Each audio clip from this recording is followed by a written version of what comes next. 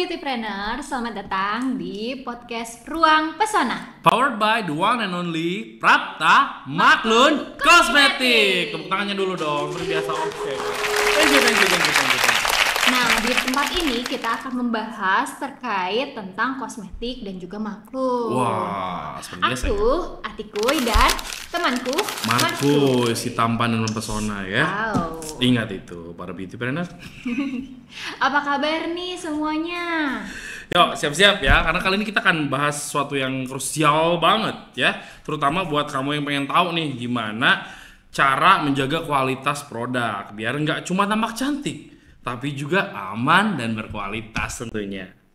Nah, kali ini kita akan kedatangan tamu spesial yang pastinya sudah berpengalaman banget nih di dunia quality control. Wih, siapa itu? Mari kita perkenalkan. Teret. Pak Tendi. Yeah. Halo Pak Tendi, apa kabar? Apa kabar? Halo Atikuy dan Markus. Iya.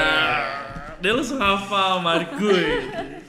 Kita senang banget nih Pak bisa kedatangan Pak Tendi di sini, ya enggak? Tuh. Saya juga seneng nih Oh, diundang ke Ruang Pesona ini. Mantap Wow. sekali. Mantap banget. Bagaimana kabarnya nih? Kabarnya gimana? Gimana? Alhamdulillah kabarnya baik. Ah. Selalu baik ya. Tais. Alhamdulillah. Mantap. Ini nanti ini ngomong-ngomong nih buat editornya, Yap. tolong dong nanti saya dikasih kacamata hitam juga biar Wah. keren kayak Markus. Ya, buat editor. Gue bilang juga apa?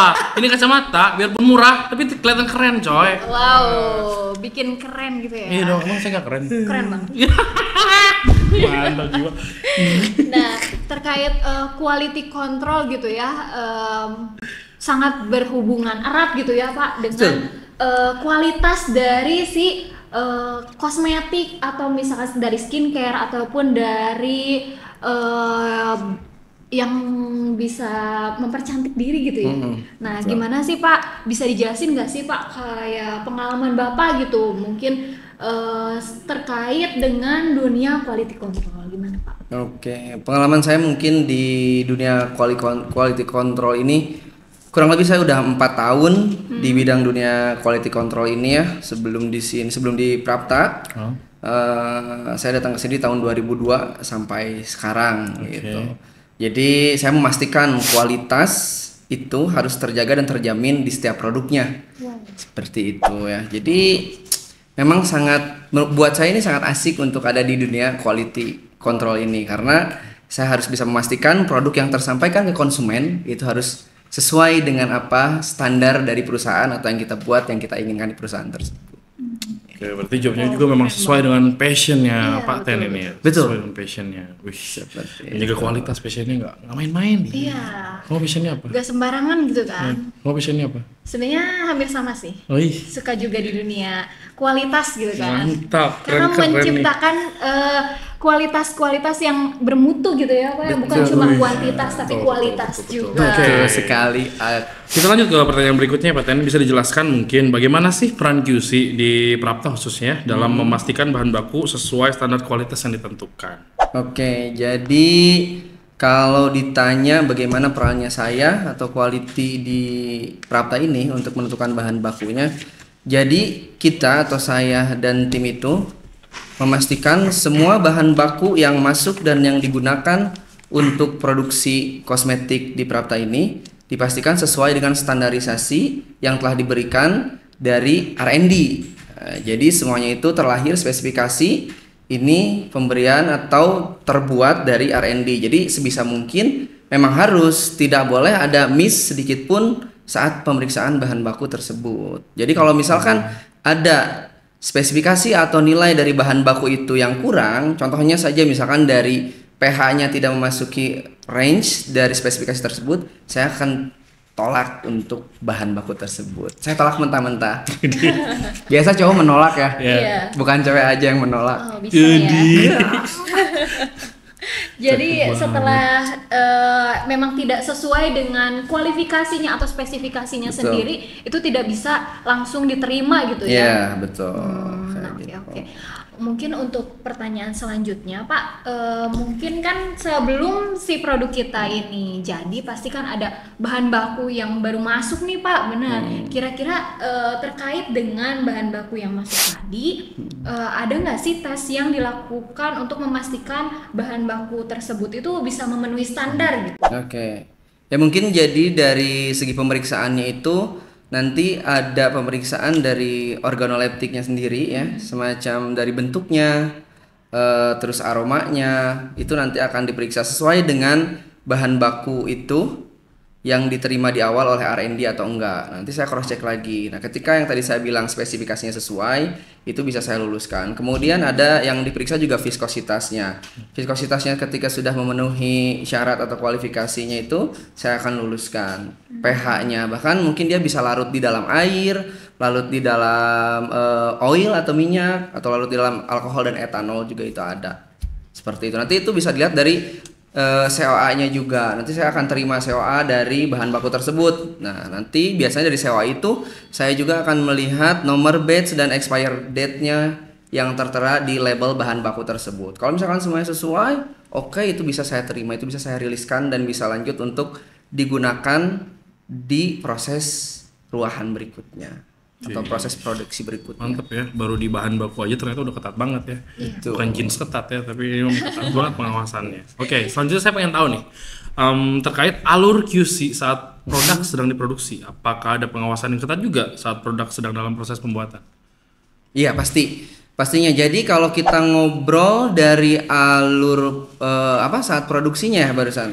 Jadi kita itu memang dari awal dari bahan baku itu sudah dipersiapkan yang tadi saya bilang. Kemudian kita masuk ke proses produksinya itu dimulai dari ruangan. Itu nanti akan ada batch record ya sebelum produk itu akan berjalan. Nah, kita harus udah pegang batch recordnya itu. Jadi si QC itu udah lihat dari batch recordnya untuk kesiapan line clearance-nya nantinya dilihat line clearance itu. Nah, jadi kita itu memastikan ruangannya itu bebas dari kotoran, bersih terutama ya. Nanti terus peralatannya juga bersih. Nanti kita lihat di situ. Nah, terus dipastikan ketika kita akan membuat produk A, sebut saja produk A ya. Kita akan membuat produk A, itu jangan sampai ada bahan baku untuk produk B, untuk produk lain kayak gitu. Itu yang tadi saya sebut ada line clearance itu dipastikan di situ.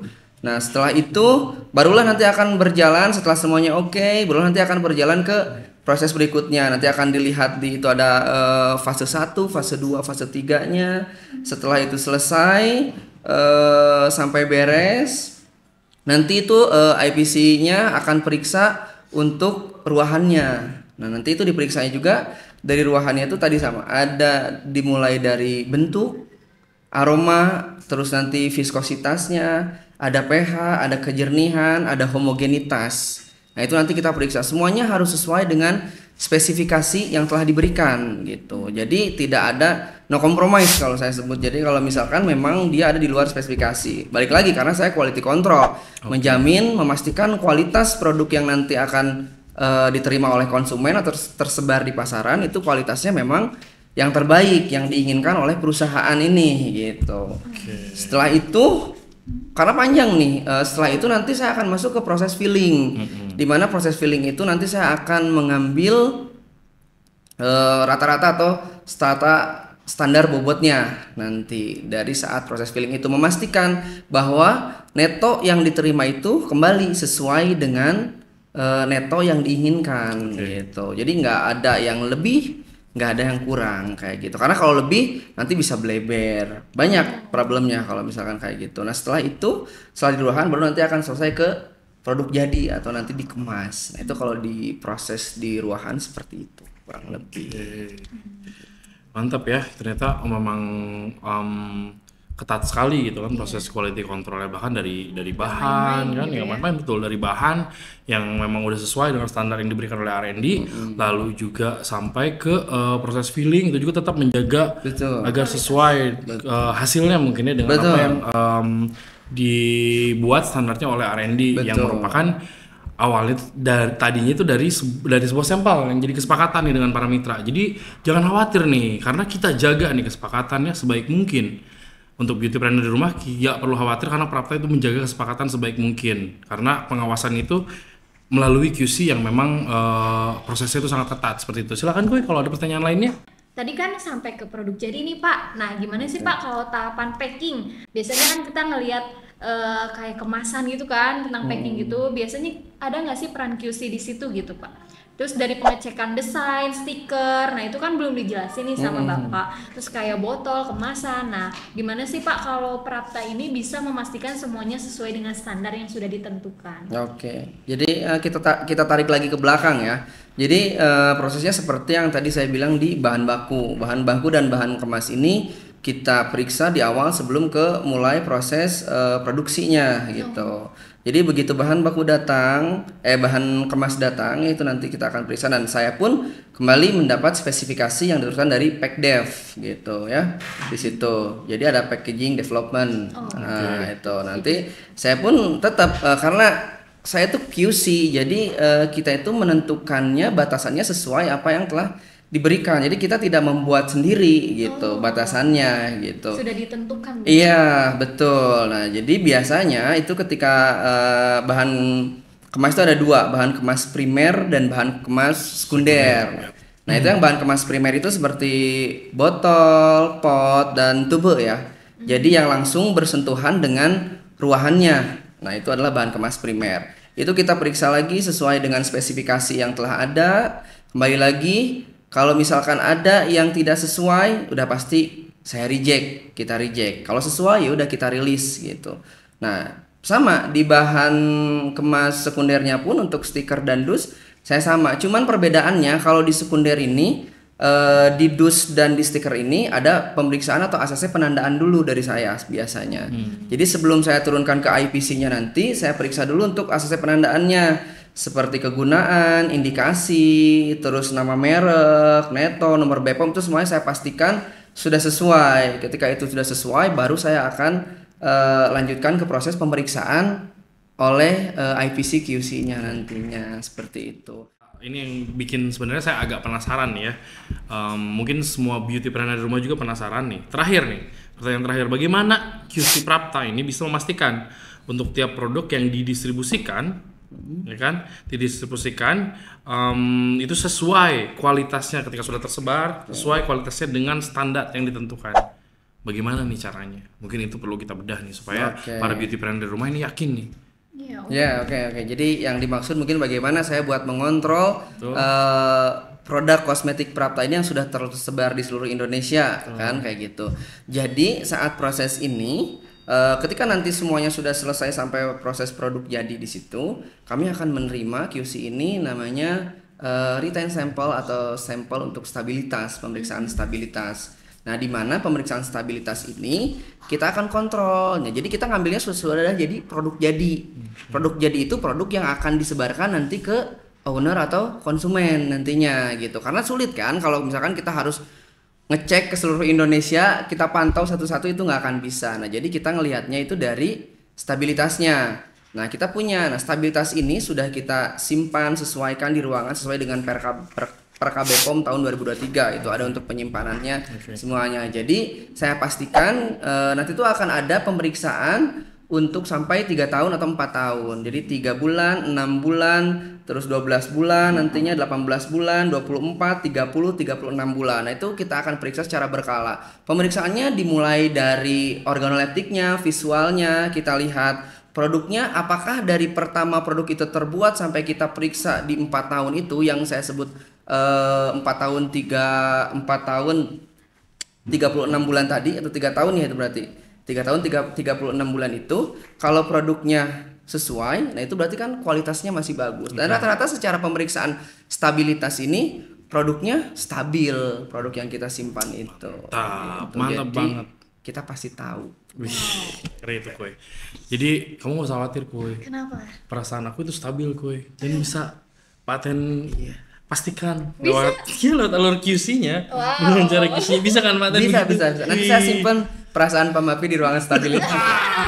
Mantap. Bisa sampai 5 tahun mungkin bisa. ya. Selamanya kayaknya. Selamanya. Gede banget ini ya. Orang QC loh yang ngomong. Iya, QC. Quality Sudah loh. dipastikan. Iya, betul. Nah, jadi asik banget ya walaupun agak serius ya rasanya Iya, barusan. berat, agak Biasanya berat. kita jokesnya banyak loh. Ini karena Paten ngomongnya begitu serius dan begitu lancar, jadi jokesnya kurang. Iya, padahal saya orang Sunda loh, Pak. Orang Sunda itu tahu arti orang Sunda apa? Apaan? Apa tuh? Sunda itu kan suka bercanda. Wih. Padahal bercanda aja sama saya tuh bisa serius saat kerja, bisa bercanda lagi ngobrol kayak ini bercanda-bercanda aja. Mantap. Mantap banget ya.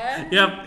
Wah, ternyata ngobrol sama quality control tuh ternyata banyak banget ya insight yang bisa kita dapat nih. Jadi QC itu nggak cuma soal bahan baku yang sesuai standar, tapi juga memastikan kualitas terjaga di setiap langkah produksinya dari awal sampai akhir.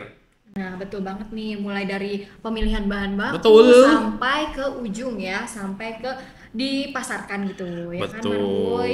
Dan itu juga melalui tahapan-tahapan yang ketat, Betul. nggak mudah untuk diloloskan Betul. gitu. Iya. Dan juga mungkin kalau yang produk-produknya nggak sesuai itu bisa di reject ya Pak. Iya, kita reject aja kita.